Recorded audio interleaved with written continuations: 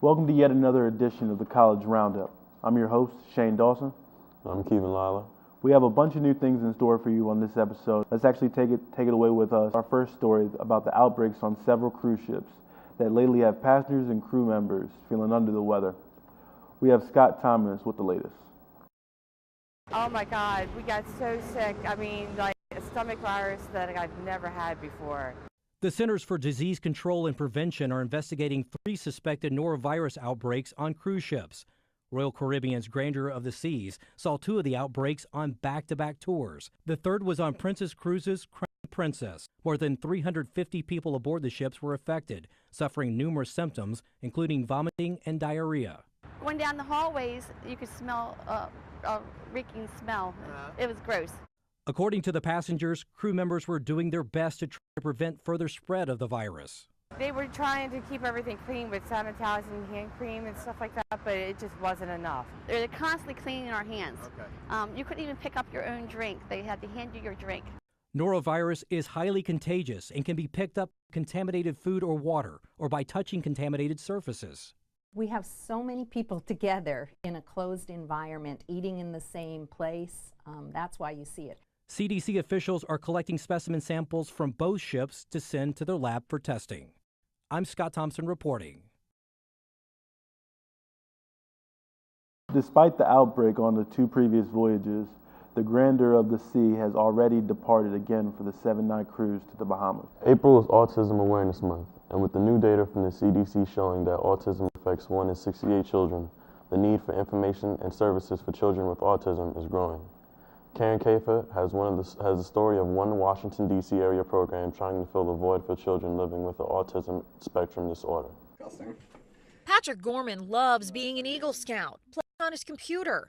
I like playing video games. And is planning for life after high school. I've been accepted into 3 different colleges. But some things that come easy to typical teenagers are not so easy for Patrick. He lives with Asperger's syndrome, a disorder on the high-functioning end of the autism spectrum, which makes socializing and connecting with others very difficult. I don't know the things that people seem to come so naturally to people. Transitioning to adulthood is a major concern for parents of autistic children, even for parents with children like Patrick. A lot of adults with autism are not working, and it's because they lack social skills or the ability to manage in the workplace. Fortunately, there are a growing number of programs available to children and teens with autism spectrum disorder, or ASD.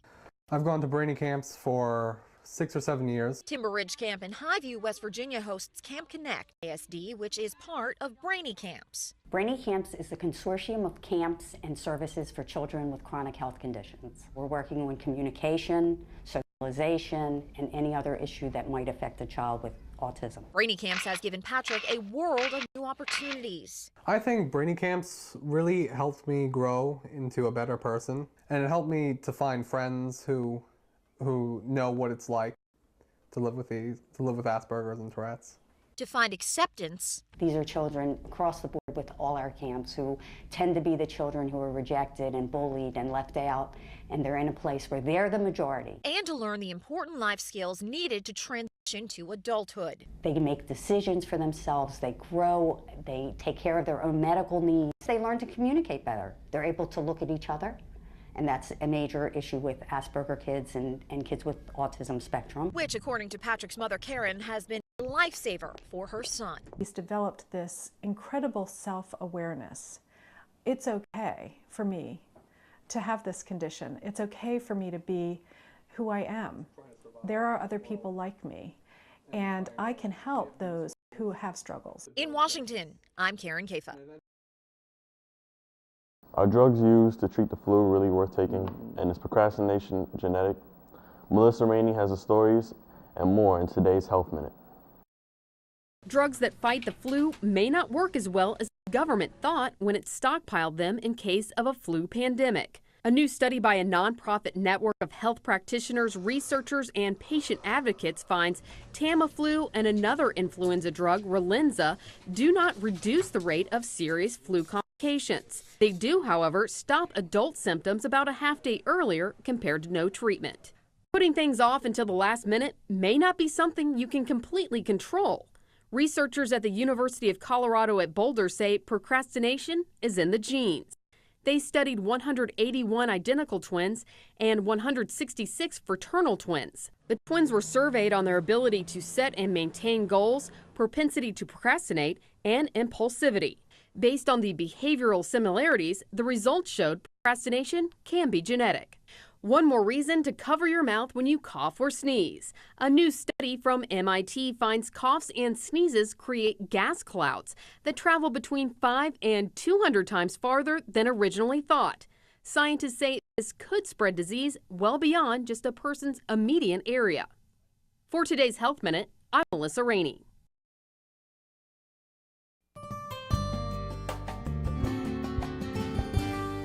So my sister and her son are stopping over this afternoon, and I wanted to surprise them with one of my favorite family recipes.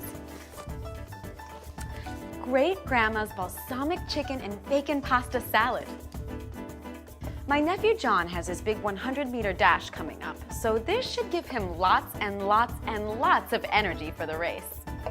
First, I'm going to brown the chicken and the bacon on the stove. While that cooks, I'm going to prepare the balsamic vinegar dressing and chop up some fresh basil, scallion, and tomatoes.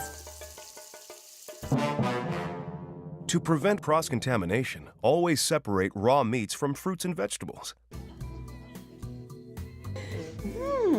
This is good.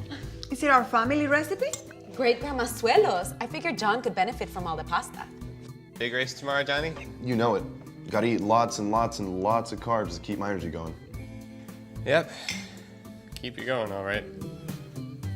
A week later, John broke his personal record, running the 100-meter dash in just under 14 seconds. Unfortunately, it was in the opposite direction toward the bathrooms. Roughly 1 in 6 Americans get sick from food poisoning each year. So make food safety your new family recipe. Watch more recipes for disaster at foodsafety.gov. Learn the right steps as Maria does everything wrong.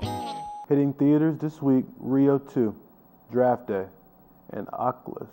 Melissa Rainey has this week's Now showing.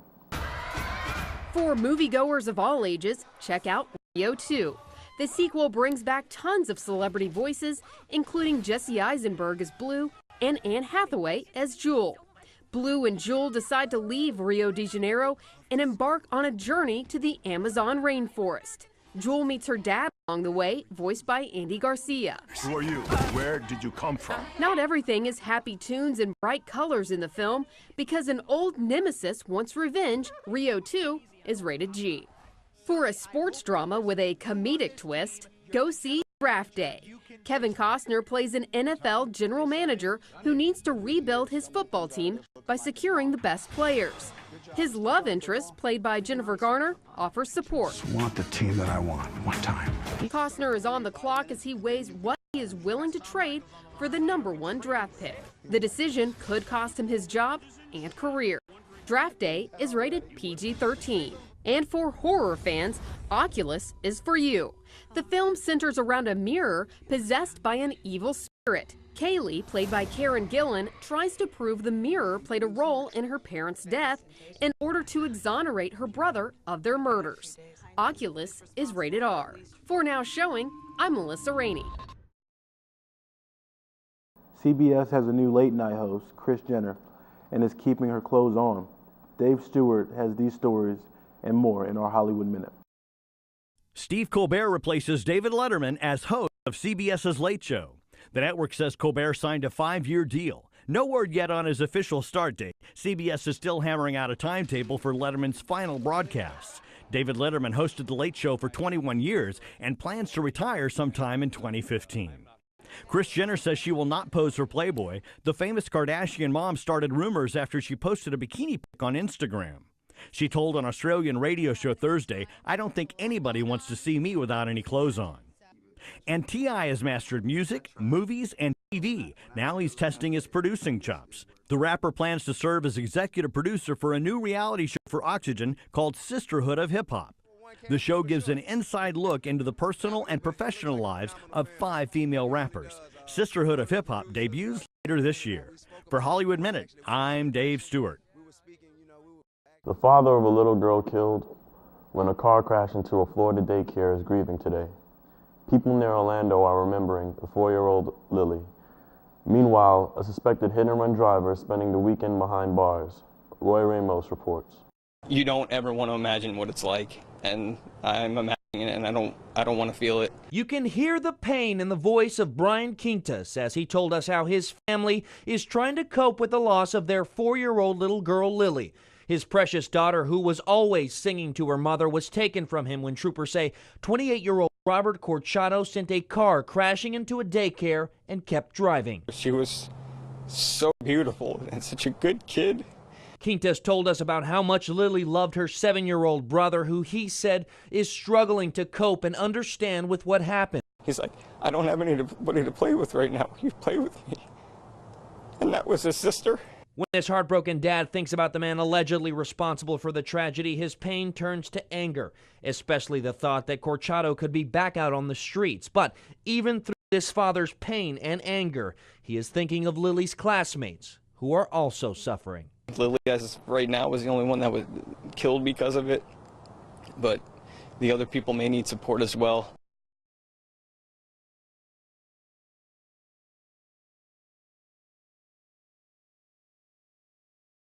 The crash also injured 13 other children and 1 adult. As Colorado continues its experiment as one of the first states to allow legal marijuana use and sales, a high-tech solution is coming to dispensaries. Nelson Garcia shows us the unveiling of a vending machine that promises to make pot purchases faster and easier without being accessible to children. The Vail Valley is no stranger to celebrities. Go ahead and fill these out for me. But people here and then everybody gets a t-shirt. Have never seen a celebrity like this. I can walk you through the thing. Stefan Sharon is COO of the company unveiling Zaz, the object of everyone's photographs, the first pot product vending machine, which verifies a user's age starting with their driver's license. At which point, multiple cameras allow us to use some advanced biometrics to make absolutely certain that the person who swiped that card is the actual owner of that card. The Zaz will not be out in public. The machines can only be located inside a licensed dispensary. Herbal Elements in Eagle Vale will house the first one. Owner Greg Honan is excited. You can really stack inventory in a safe manner in a concentrated area. Sharon compares it to the automated express checkout at the grocery store, making business faster and safer. The machine will track pot products. We'll have a Blue Kudus and Beyond Mars, chocolates, tea. By using radio frequency ID chips. There's no theft issue. There's no product disappearing. And they say with the security measures and locations only inside dispensaries, people shouldn't worry about pot getting into the wrong hands. I'm a father of a 12-year-old daughter, and I wouldn't want her having access to it, so I paid close attention to that. Attention of a celebrity for a machine. Almost like it's part of history. If it works out, you know what I mean, it's going to be a big thing. You know what I mean? So I figured, why not? This is something you just can't make up. In Avon. It's extremely cool. This is the first one. Nelson Garcia, 9 News.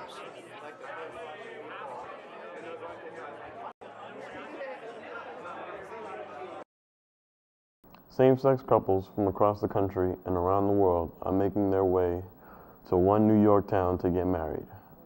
John Kosich reports on why the business is booming in Jamestown. Welcome to Jamestown, New York, a quiet town of about 30,000, just over 2 hours from Cleveland, a city for decades known as the birthplace of Lucille Ball and the home of the Lucy Desi Museum. But these days, there is another attraction in town drawing people from around the world, City Hall, not the building itself. Friends, we are gathered together here. What they're doing inside, weddings. To join these two women in the bonds of matrimony. Same-sex marriages. Council President Greg Rabb presides over many of them. It's a thriving business. I actually have 3 tomorrow. Many of the couples like Paulette and Jackie from Kent drove up from Ohio, where same-sex marriage isn't legal. They've been together since college. After 30 years, it's something that we should be able to do. Besides, without a marriage license, Jackie said her pension wouldn't go to Paulette if anything happened to her, but back to the company. So I said, well, come on, Paulette, we've been together 30 years. Right. Let's make this legal. So they did what people from 20 different states and 12 foreign countries have done. They came to Jamestown to get married. Now, Jamestown didn't set out to become a gay marriage destination, but after the New York legislature passed the marriage equality law in 2011 that didn't have any residency requirements beyond spending 24 hours in the state, calls, they just started coming. All we've done is word of mouth. Always point out we haven't spent one public dime on promotion.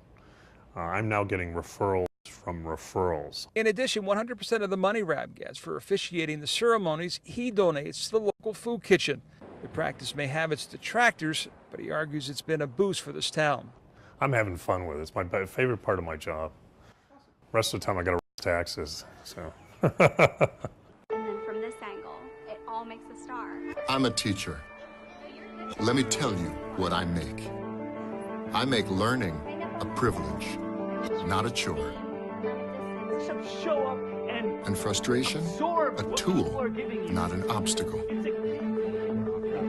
I make working hard seem easy, and giving up impossible. And then we're going to turn the lights and everybody look up. I make an old subject feel like a fresh thought. Finally won. What's your reaction? Yeah. Yeah, exactly. And unconventional methods Okay, what else? common.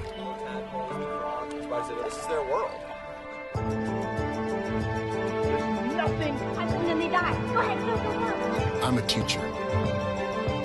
I make more.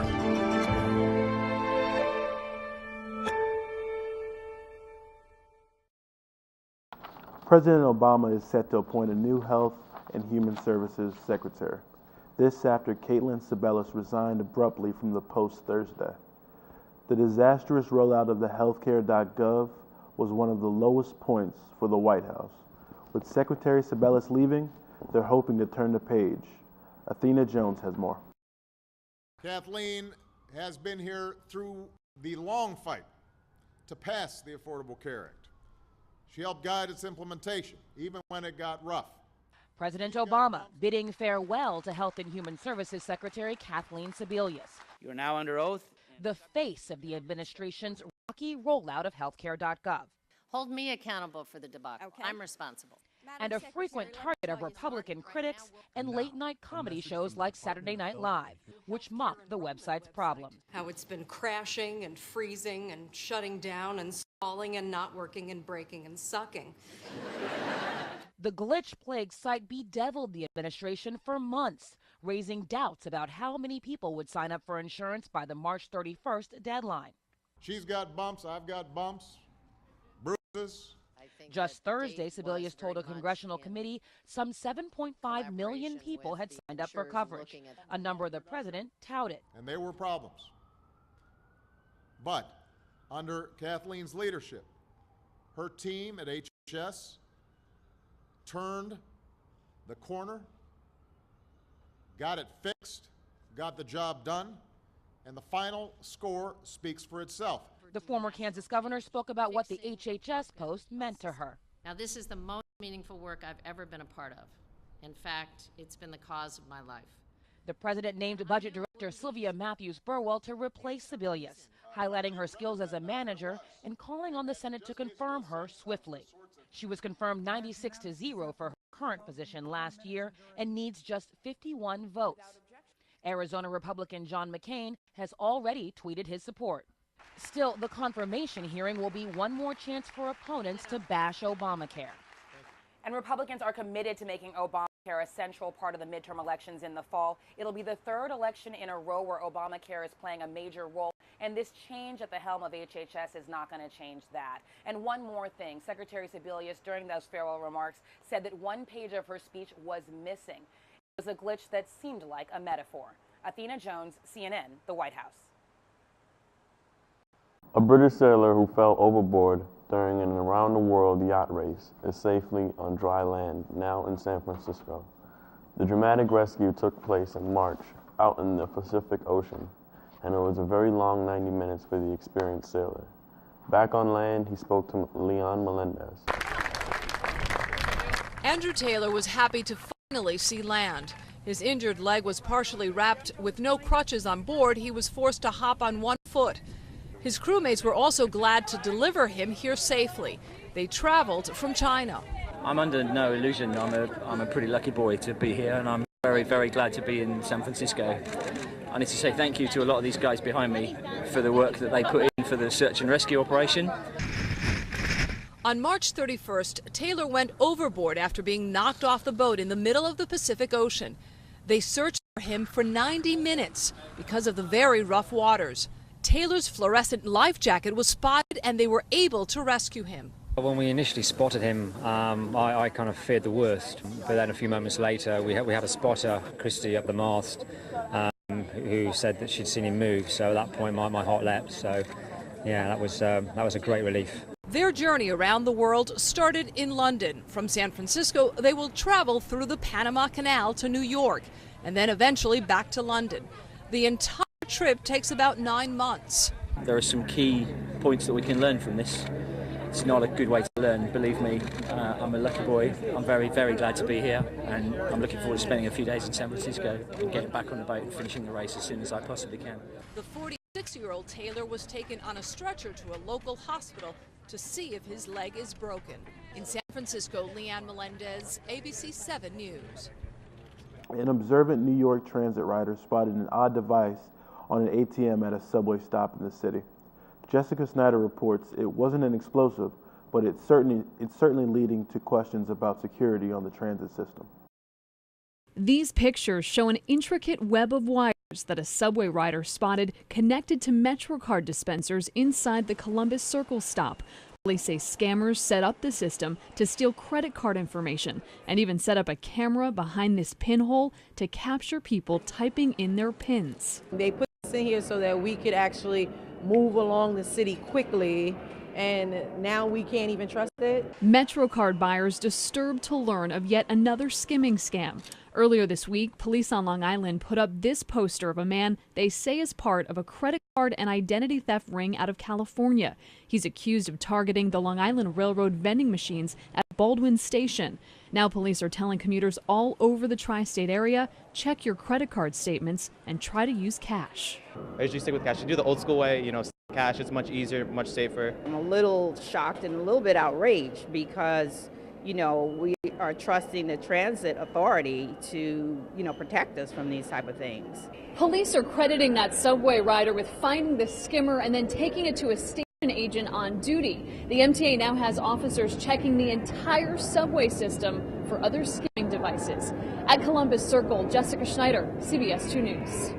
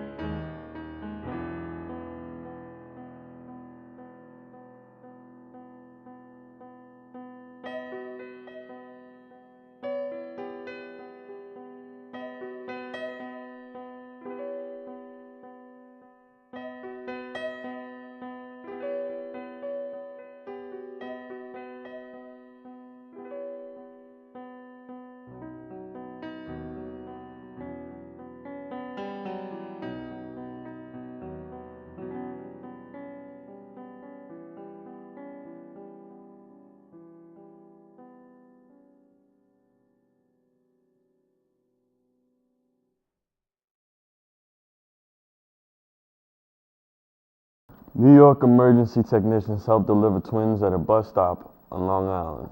Rich Barabi reports that the mother actually delivered one of the babies on her own first.